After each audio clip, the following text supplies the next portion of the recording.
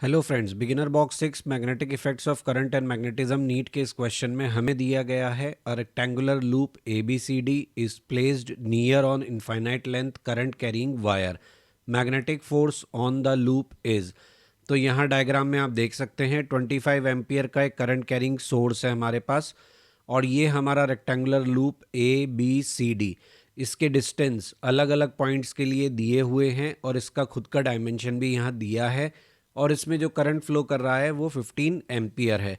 तो यहाँ पहले हम क्या लगाएंगे, हम infinite length carrying current wire के कारण मैग्नेटिक फील्ड का formula mu not I upon 2 pi D लगाएंगे, जिससे हमें लूप के अलग अलग हिस्सों पर लगने वाले मैग्नेटिक फील्ड की इंफॉर्मेशन मिलेगी।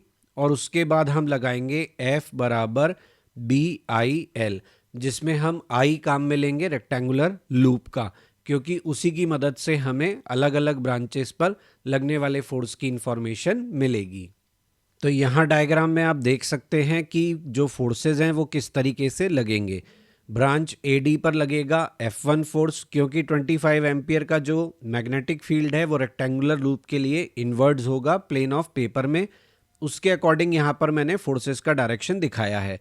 अब सबसे पहले हम ये काम करते हैं कि B का वैल्यू निकालते हैं, यानी जो मैग्नेटिक फील्ड यहाँ लग रहा है उसका वैल्यू निकालते हैं। Let's say B1 is the value of magnetic field at branch AD।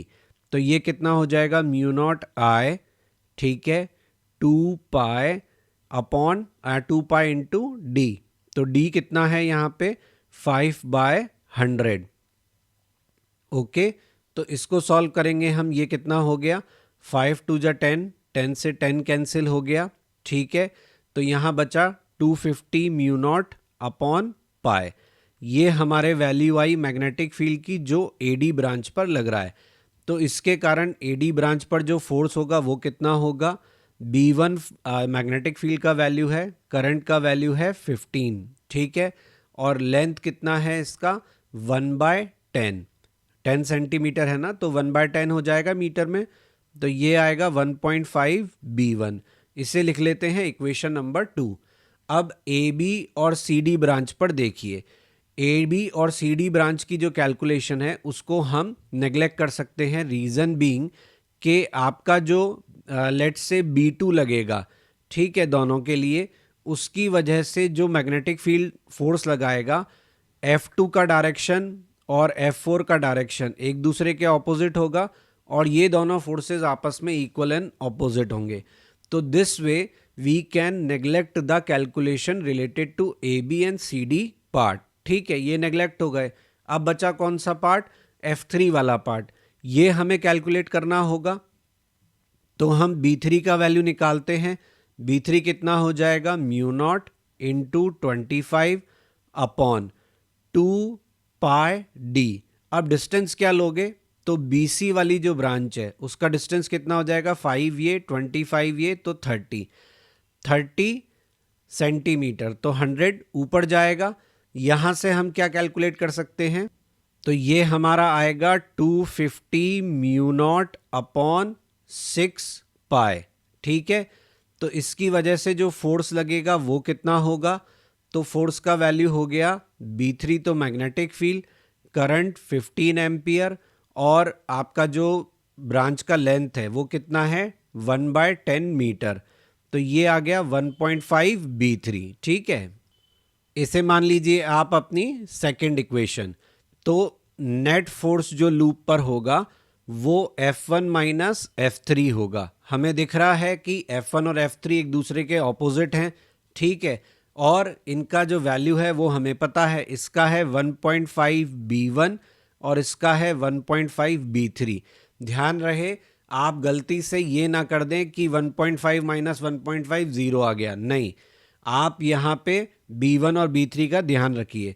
1.5 common ले लीजिए, 250 mu naught upon pi common ले लीजिए, तो क्या बचेगा 1 माइनस 1/6। देखिए कैलकुलेशन को जितने सिंपल तरीके से किया जा सकता है वैसे मैंने आपको यहाँ पर दिखाया है। तो आपके पास क्या आया, 5/6 इंटू 1.5 इंटू 250, म्यू नॉट का वैल्यू रख दो आप यहाँ पे, ठीक है, एंड अपॉन पाई। सॉल्व करोगे तो आपको f का वैल्यू क्या मिलेगा यहाँ पे 1.25 इंटू 10⁻⁻⁴ न्यूटन। और ये कैसा फोर्स होगा? अट्रैक्शन नेचर का फोर्स होगा, क्योंकि F1 बड़ा है किससे? F3 से। तो F1 अट्रैक्टिव नेचर का था, F3 रिपल्सिव नेचर का था, और F1 बड़ा फोर्स है तो रिजल्टेंट भी अट्रैक्शन नेचर का फोर्स होगा। कौन सा ऑप्शन है जिसमें ये आंसर दिया हुआ है? फर्स्ट में ये आंसर दिया हुआ है। यहां मैंने कैलकुलेशन छोड़ दिया है, आप चेक कर सकते हैं, आपको सॉल्व करने पर यही आंसर मिलेगा। बिगिनर बॉक्स सॉल्यूशन के वीडियोस के साथ ही मैं आपको क्विक रिवीजन वीडियोस भी पोस्ट कर रहा हूं मेरे इसी चैनल पे, और मेरे हर बिगिनर बॉक्स के सॉल्यूशन वीडियोस से पहले वो पोस्ट किया जाएगा, जिसका पर्पस आपको एक तरीके से बिगिनर बॉक्स को अटेम्प्ट करने के लिए तैयार करना है और आपके बिगिनर बॉक्स से पहले की जो थ्योरी पार्ट है उसको कवर करना है। तो प्लीज़ अगर आपको बिगिनर बॉक्स को करने में कोई भी दिक्कत आ रही है तो क्विक रिवीजन एक्सरसाइज वीडियो देखना ना भूलें। So for that you have to like, share and subscribe my channel. Don't forget to press bell icon for notifications.